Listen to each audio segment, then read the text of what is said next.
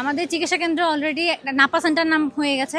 কারণ হচ্ছে আমরা দেখতে পাই যখন আমাদের খুব প্রয়োজন হয় কোনো ওষুধপত্রে, অর্থাৎ আমরা আমাদের চিকিৎসা কেন্দ্রে প্রয়োজনীয় সময়ের ভিতরে প্রয়োজনীয় চিকিৎসা সামগ্রী পাই না।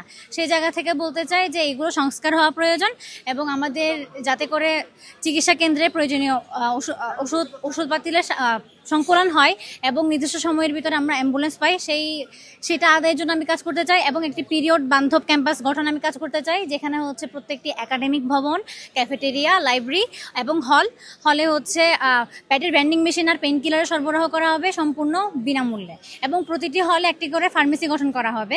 তারপর আরেকটা হচ্ছে প্রাতিষ্ঠানিক নীতি চালু করা হবে, যেটার নাম দেওয়া হয়েছে অ্যাকোমোডেশন ফর ক্রনিক ইলনেস।